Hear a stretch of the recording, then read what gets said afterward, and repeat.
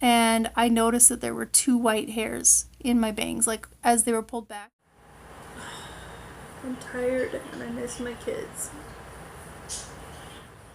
I'm at the sleep center so I can do my overnight sleep study, and I'm waiting at the door for them to let me in. I have Sudoku books, and I have my phone and my charger and a pillow, and I'm in pajamas.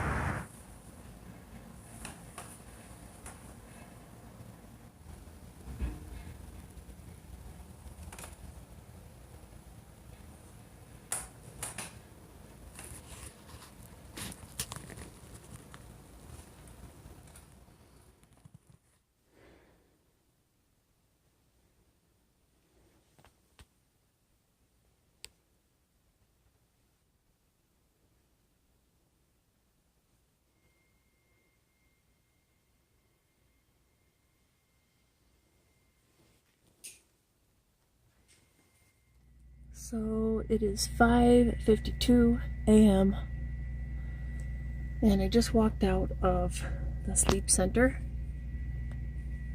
and I think I probably got about 2 hours and 15 minutes sleep. I'm leaving the sleep center and it was horrible. The facility was great, the staff was great. No complaints about either of those. The tech, she helped me. She told me what the procedure was, and she always made sure that I knew. She was right out there if I needed anything. She gave me a little handheld thing to push the button to let her know if I needed anything. I didn't have to go to the bathroom at all once I fell asleep. I think I woke up at least 15 times, probably more like 25 times. I had to fill out paperwork before and after the test. She wanted me to be asleep for at least 2.5 hours before waking me up to see if I needed CPAP, and apparently either I didn't sleep enough or it didn't register that I needed CPAP. What woke me up at the end, close to 5 in the morning, because I think she tried to let me sleep a little longer because I didn't fall asleep until at least 2:30 in the morning. Anyway, I had a really bad dream right around 5 o'clock, and I woke up hearing myself cry. And that was a really realistic dream, and it took me a good 20 minutes or so to snap out of it. And I realized within a few seconds I have sticky stuff on my face because of all those stickers and things. My hair is really messy, and she told me she put paste in my hair back here, and she twisted it up and put it out of the way so she could get a sticker on my head.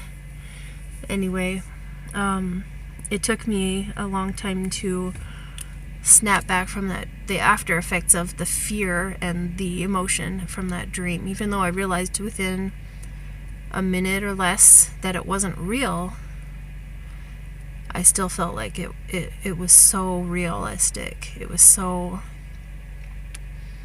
heartbreaking. It was awful. And I'm going to go home. I'm going to see if I can get any more sleep. I've been trying to sleep, and I don't want to cry, so I'm trying to be careful what I say. I think it's best if I don't talk very much until I catch up on sleep. I came home from that sleep study and I lay down. I set my alarm for something around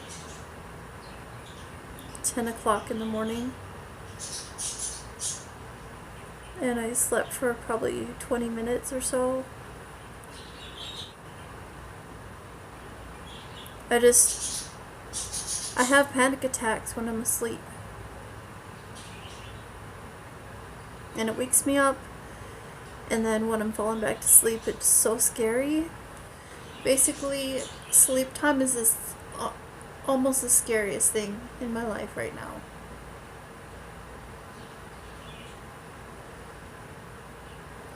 That and car accidents.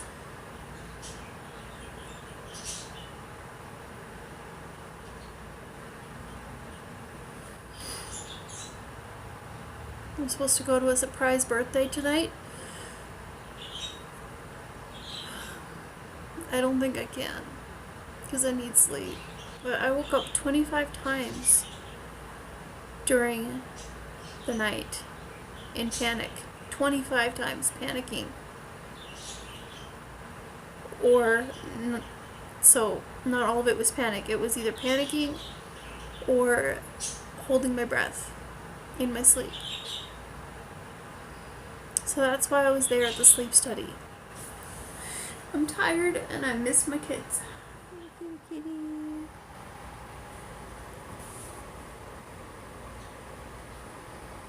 You're a good little friend.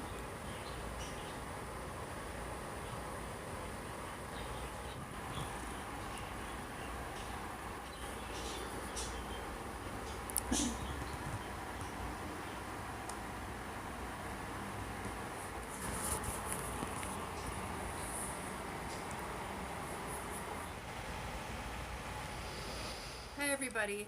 So I have been showing a little tiny glimpse of my process going to the sleep center, having my overnight sleep study, and how I felt afterwards. It's still the same day from when I checked out early this morning. My sleep is just messed up. I haven't talked about it much, but my sleep is really, really messed up. It's true. I am so tired. I'm not tired all the time, but I do have some bad nights. Now I'm picking at my nails. I shouldn't be doing that. Some bad nights, and then I have some really good nights, and then I have some bad nights again. I feel anxiety. I wake up having a panic attack. I will also wake up noticing that I've stopped breathing and wondering if I'm still alive. So we're looking into all of that because none of this stuff happens while I'm awake. So I don't believe that it's dementia or something like that. But I just wanted to show you the realness of what I'm feeling and what I felt following my sleep study. I was glad my kids weren't here to see that because I had zero ambition today. I lay around most of the day. I was trying to sleep and it didn't work.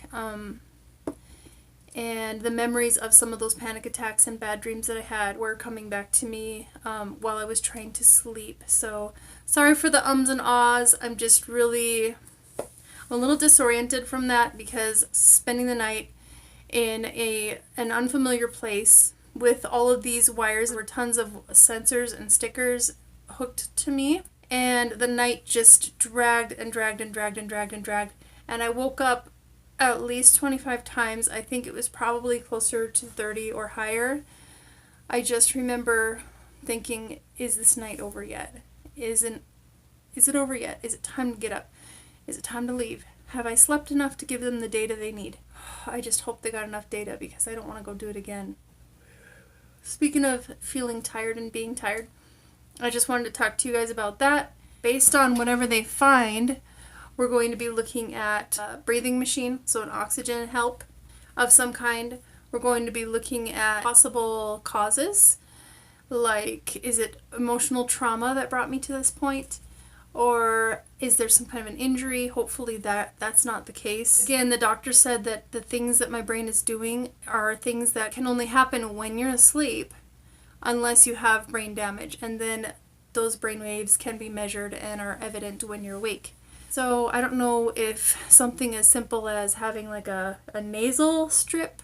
I've never used them before, but I did find some at the Dollar Tree, and Christy Davis said they are wonderful and that she and her husband both use them. I don't know if it's going to take like a different inhaler or some kind of medicine. There are two things that need to be fixed here. One of them is the panic and the terror and the anxiety that happens in my sleep, and the other one is the fact that I do hold my breath. I do stop breathing several times a night, several times per hour. It wasn't severe. The doctor said it was mild to moderate, which is good. He said that your body is designed to wake up when you find out that you're not breathing. So that's good. So it's just a matter of what they find and what kind of treatments that we want to look at, and hopefully one of them will help me. I'm hoping that if I get a breathing machine of some kind, that it's not a really, really loud one. I can handle a white noise sound, but I can't handle a ticking. If I'm going to hear a noise all night, it needs to be pretty constant, like a motor.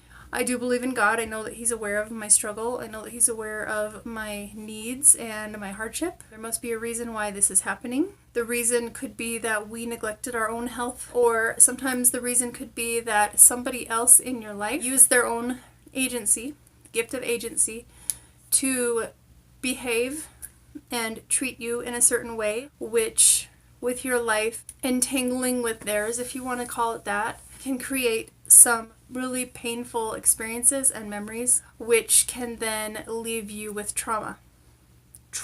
I think that's what it is. I think that there's been trauma in my life that hasn't been addressed. I know that I need to find a really good fit for me, therapy-wise. I have had a non-habit forming prescription medication, but I've never taken it the 2 per day as needed. And I don't really feel a lot of anxiety during the day.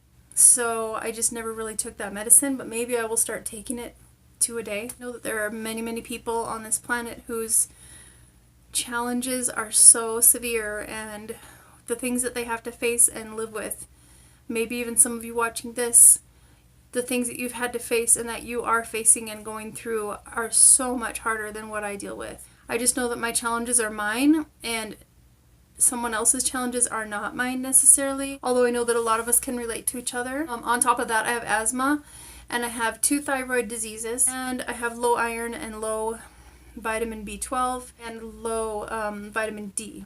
I think that's all I'm kind of dealing with right now, although I did find, just to lighten the mood for a second, I filmed a video where I was doing my makeup and I had my bangs pulled back. I had this little tiny top knot, and I got really close to the screen and I noticed that there were 2 white hairs in my bangs. Like, as they were pulled back, I found 2 white hairs, and they were both about 1.5 inches or so long. I know I earned them, but I don't want them yet.